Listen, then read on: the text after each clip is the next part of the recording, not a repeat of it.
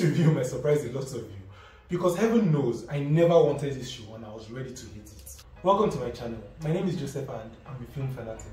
We discuss movies, series, stories in general and what it takes to make them great. Before you people kill me, I'm going to make my first review about a show, about something that has been highly requested for, Avatar: The Last Airbender.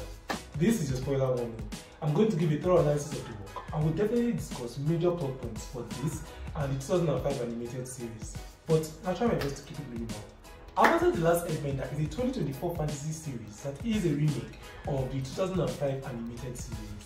It stars Gordon Cormier as Aang, Kelvin Theotabel as Katara, Ian Ousley as Sokka, Dallas James Liu as Zuko, and Daniel Day-Kim as Fire Lord Ozai. It follows the story of Aang, a young airbending master, as he is released from an iceberg after 100 years and travels to the northern Warden tribe to save them from imminent peril. Speaking as someone that was ready to hate this show, I can objectively say that this remake does it justice. It is a very good retelling of the story and incredibly nostalgic for old fans of the series like myself. So I can assure you, if you're a fan of the franchise, you will not be disappointed. It was an emotional roller coaster for almost all the characters. Aang is pretty much the same, but a damage to his character was done by making his disappearance an accident instead of him running away. It deprived Aang of his arc about learning about responsibility and it really pissed me off. Characters like Zuko, Iroh, Suki, Zuko, Fire Lord Ozai, Zuko, he ran! And even some of the past avatars were handled pretty well. I also really love how Azula was walked into the story this season, but my biggest issue was with the washing down of Kitara's character. Katara, what is your problem? My problem is you're not taking me seriously.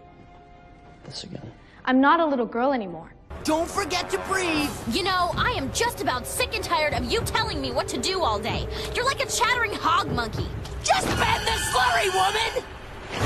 Personally, I've always had a thing for feminine yet assertive characters, ladylike with an intellect and attitude. Kitara is my favorite in that Team Avatar, and this show stripped out all her fierceness and left us with aspects of Kitara that is actually nonsense without the other aspects. The premise of bending was done so well. Mixing it with martial arts allowed for some magnificent fight sequences, even though they were dull fights. But even non-benders were whooping ass and that really made me happy. Another good thing about this remake is the reimagining of the looks and aesthetic. I felt a lot of the characters looked really good and their costumes were very nice, but a lot of bad weak decisions were very glaring. Yes, I'm talking about Princess Yuri. The story itself stands well enough as its own story, but it contradicts this in some aspects by relying on references and running gags from the cartoons that didn't really land as well as they should in the series.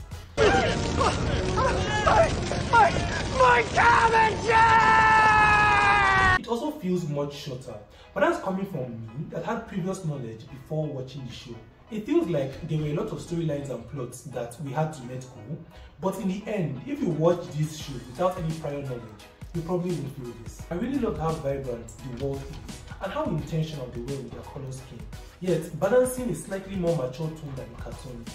Unlike, kudos to Daniel Day-Kim for arguably being the most charismatic actor in this show. I love how the original soundtrack and scores were brought back and it actually made it more pleasant to watch. The family theme was just shamefully shoved down our throats with Team Avatar. Because of Kitara's blandness, they felt the need to give her an unnecessary arc with Sokka, when that time could have been spent with other characters or more useful character arcs. Simply, Zuko and Iroh had the best love story in this show, and I can't wait to see how they work on it in future episodes. I've pointed out the singular damage done to Aang's arc that could have been used to address themes about responsibility.